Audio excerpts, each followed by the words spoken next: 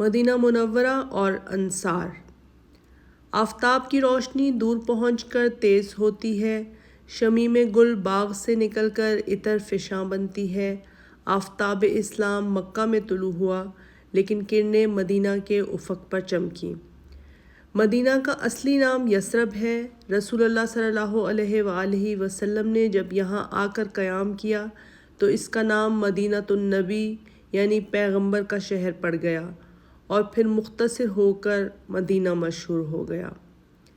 یہ شہر مدتوں سے آباد ہے۔ بہت قدیم زمانے میں یہودی یہاں آ کر آباد ہوئے، ان کی نسلیں کثرت سے پھیلیں اور مدینہ کے اطراف ان کے قبضے میں آ گئے۔ انہوں نے مدینہ اور اس کے حوالی میں چھوٹے چھوٹے قلعے بنا لیے اور ان میں سکونت رکھتے تھے۔ یہود کے متعلق زائد تحقیق آگے آئے گی۔ انصار اصل میں یمن کے رہنے والے اور قحطان کے خاندان سے تھے۔ یمن میں جب مشہور سیلاب آیا جس کو سیل ارم کہتے ہیں، یہ لوگ یمن سے نکل کر مدینہ میں آ کر آباد ہوئے۔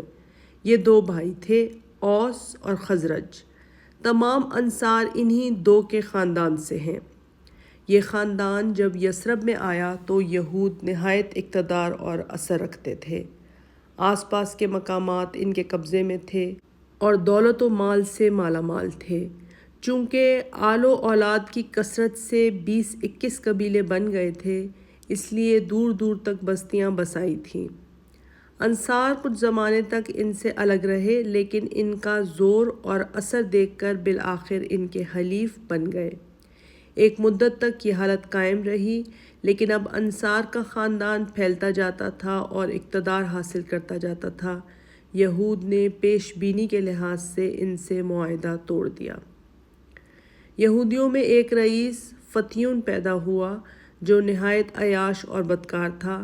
اس نے یہ حکم دیا کہ جو دوشیزہ لڑکی بیاہی جائے پہلے اس کے شبستان عیش میں آئے۔ یہود نے اس کو گوارا کر لیا تھا، لیکن جب انصار کی نوبت آئی تو انہوں نے سرتابی کی۔ اس زمانے میں انصار کا سردار ایک شخص مالک بن عجلان تھا۔ اس کی بہن کی شادی ہوئی تو وہ عین شادی کے دن گھر سے نکلی اور اپنے بھائی مالک بن عجلان کے سامنے سے بے پردہ گزری۔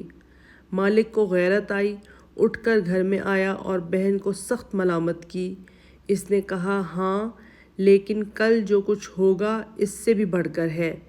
دوسرے دن حسب دستور جب مالک کی بہن دلہن بن کر فتیون کی خلوت گاہ میں گئی تو مالک بھی زنانے کپڑے پہن کر سہیلیوں کے ساتھ گیا اور فتیون کو قتل کر کے شام کو بھاگ گیا۔ یہاں غسانیوں کی حکومت تھی اور ابو جیلہ حکمران تھا۔ اس نے یہ حالات سنے تو ایک فوج گراں لے آیا اور اوس اور خزرج کے رؤساء کو بلا کر ان کو خلعت اور صلے دیے۔ پھر رؤسائے یہود کی دعوت کی اور ایک ایک کو دھوکے سے قتل کرا دیا۔ یہود کا زور اب ٹوٹ گیا اور انصار نے نئے سرے سے قوت حاصل کی۔ انصار نے مدینہ اور حوالی مدینہ میں کثرت سے چھوٹے چھوٹے قلعے بنا لیے۔ اوس اور خزرج ایک مدت تک باہم متحد رہے، لیکن پھر عرب کی فطرت کے موافق خانہ جنگیاں شروع ہو گئیں اور سخت خونریز لڑائیاں ہوئیں۔ سب سے اخیر لڑائی میں، جس کو باعث کہتے ہیں، ایسے زور کا معرکہ ہوا کہ دونوں خاندانوں کے تمام نامور لڑ لڑ کر مر گئے۔ انصار اب اس قدر ضعیف ہو گئے کہ انہوں نے قریش کے پاس سفارت بھیجی کہ ہم کو حلیف بنا لیجیے، لیکن ابو جہل نے معاملہ درہم برہم کر دیا۔ انصار گو بت پرست تھے۔ چونکہ یہود سے میل جول تھا، اس لیے نبوت اور کتب آسمانی سے گوش آشنا تھے۔ یہود سے گو انصار ایک گونا رغبت رکھتے تھے، لیکن ان کے علمی فضل و کمال کے معترف تھے۔ یہود نے مدینہ میں جو علمی مدارس قائم کیے تھے اور جن کو بیت المدارس کہتے تھے، بخاری وغیرہ میں نام مذکور ہے، ان میں تورات کی تعلیم ہوتی تھی۔ انصار جاہل تھے، اس لیے ان پر یہود کے علمی تفوق کا خواہ مخواہ اثر پڑتا تھا۔ یہاں تک کہ انصار میں سے جس کے اولاد زندہ نہیں رہتی تھی وہ منت مانتا تھا کہ بچہ زندہ رہے گا تو یہودی بنا دیا جائے گا۔ یہودی عموماً یہ یقین رکھتے تھے کہ ایک پیغمبر ابھی اور آنے والا ہے، اس بنا پر انصار بھی ایک پیغمبر موعود کے نام سے آشنا تھے۔ انصار میں ایک شخص سوید بن سامت جو شاعری اور جنگ آوری میں ممتاز تھا، اس کو امثال لقمان کا نسخہ ہاتھ آ گیا تھا جس کو وہ کتاب آسمانی سمجھتا تھا۔ وہ ایک دفعہ حج کو گیا، آپ صلی اللہ علیہ وآلہ وسلم نے اس کے حالات سنے تو خود اس کے پاس تشریف لے گئے۔ اس نے امثال لقمان پڑھ کر سنایا۔ آپ نے فرمایا میرے پاس اس سے بھی بہتر چیز ہے، یہ کہہ کر قرآن مجید کی چند آیتیں پڑھیں۔ سوید نے تحسین کی، اگرچہ وہ مدینہ واپس آ کر جنگ بعث میں مارا گیا لیکن اسلام کا معتقد ہو چکا تھا۔ سوید شجاعت اور شاعری دونوں میں کمال رکھتا تھا، ایسے شخص کو اہل عرب کامل کہتے تھے اور اسی بنا پر سوید اسی لقب سے پکارا جاتا تھا۔ سوید کے میلان اسلام کا اثر انصار پر پڑ چکا تھا۔ اوس اور خزرج کے معرکوں میں اوس کو جب شکست ہوئی تو اوس کے عمائد قریش کے پاس گئے کہ خزرج کے مقابلے میں ان کو حلیف بنائیں۔ اس سفارت میں ایاس بن معاذ بھی تھے۔ رسول اللہ صلی اللہ علیہ وآلہ وسلم کو ان لوگوں کا آنا معلوم ہوا تو آپ ان کے پاس تشریف لے گئے اور قرآن مجید کی چند آیتیں پڑھ کر سنائیں۔ ایاس نے ساتھیوں سے کہا کہ خدا کی قسم تم جس غرض کے لیے آئے ہو یہ کام اس سے بھی بہتر ہے، لیکن قافلہ سالار یعنی ابو الحسیس نے کنکریاں اٹھا کے اس کے منہ پر ماری اور کہا کہ ہم اس کام کے لیے نہیں آئے۔ اس کے بعد بعث کا معرکہ پیش آیا اور ایاس حضرت صلی اللہ علیہ وآلہ وسلم کی ہجرت سے پہلے انتقال کر گئے۔ لوگوں کا بیان ہے کہ مرتے وقت ایاس کی زبان پر تکبیر جاری تھی۔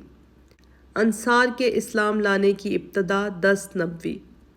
جیسا کہ اوپر گزر چکا ہے، حضرت صلی اللہ علیہ وآلہ وسلم کا معمول تھا کہ حج کے زمانے میں رؤسائے قبائل کے پاس جا کر تبلیغ اسلام فرمایا کرتے تھے۔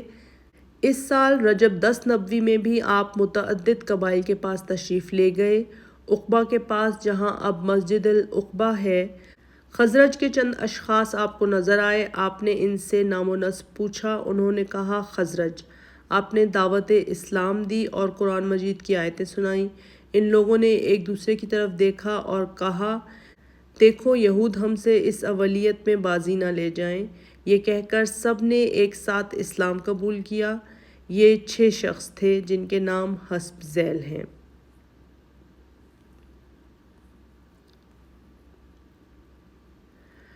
ابو الحسیم بن تیہان، ابو امامہ اسعد بن زرارہ۔ صحابہ میں سب سے پہلے انہی نے 1 ہجری میں وفات پائی۔ اوف بن حارث بدر میں وفات پائی۔ رافع بن مالک بن عجلان۔ اس وقت تک جس قدر قرآن اتر چکا تھا حضرت صلی اللہ علیہ وآلہ وسلم نے ان کو عنایت فرمایا، جنگ احد میں شہید ہوئے۔ قطبہ بن عامر بن حدیدہ 3 عقوبات میں شریک تھے۔ جابر بن عبداللہ بن ریاب، یہ مشہور صحابی حضرت جابر بن عبداللہ بن عمرو رضی اللہ عنہ کے علاوہ تھے، بدر وغیرہ میں شریک تھے۔ بیعت عقبہ اولیٰ 11 نبوی۔ دوسرے سال 12 شخص مدینہ منورہ سے آئے اور بیعت کی، اس کے ساتھ اس بات کی بھی خواہش کی کہ احکام اسلام کے سکھانے کے لیے کوئی معلم ان کے ساتھ کر دیا جائے۔ حضرت صلی اللہ علیہ وآلہ وسلم نے مصعب بن عمیر رضی اللہ عنہ کو اس خدمت پر مامور فرمایا۔ مصعب رضی اللہ عنہ ہاشم بن عبد مناف کے پوتے اور سابقین اسلام میں سے تھے۔ غزوہ بدر میں لشکر کی علمبرداری کا منصب انہی کو ملا تھا۔ وہ مدینہ میں آ کر اسعد بن زرارہ رضی اللہ عنہ کے مکان میں ٹھہرے، جو مدینہ کے نہایت معزز رئیس تھے۔ روزانہ معمول تھا کہ انصار کے ایک ایک گھر کا دورہ کرتے، لوگوں کو اسلام کی دعوت دیتے اور قرآن مجید پڑھ کر سناتے۔ روزانہ 1-2 نئے آدمی اسلام قبول کرتے۔ رفتہ رفتہ مدینہ سے قباء تک گھر گھر اسلام پھیل گیا۔ صرف حطمہ، وائل، واقف کے چند گھرانے باقی رہ گئے۔ ابن سعد نے طبقات میں یہ واقعات تفصیل سے لکھے ہیں۔ قبیلہ اوس کے سردار حضرت سعد بن معاذ رضی اللہ عنہ تھے۔ قبیلے پر ان کا یہ اثر تھا کہ ہر کام میں ان کے اشاروں پر چلتے تھے۔ مصعب رضی اللہ عنہ نے جب ان کے پاس جا کر اسلام کی دعوت دی تو انہوں نے پہلے نفرت ظاہر کی، لیکن جب مصعب نے قرآن مجید کی چند آیتیں پڑھیں تو پتھر موم تھا۔ ان کا اسلام لانا تمام قبیلہ اوس کا اسلام قبول کر لینا تھا۔ بیعت عقبہ ثانیہ 1290۔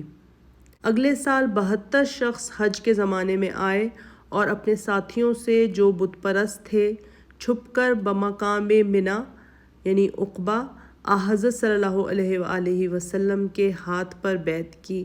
اس موقع پر حضرت عباس رضی اللہ عنہ بھی جو اس وقت تک اسلام نہیں لائے تھے حضرت صلی اللہ علیہ وآلہ وسلم کے ساتھ تھے۔ انہوں نے انصار سے خطاب کر کے کہا، گروہ خزرج، محمد اپنے خاندان میں معزز اور محترم ہیں۔ دشمنوں کے مقابلے میں ہم ہمیشہ ان کے سینہ سپر رہے۔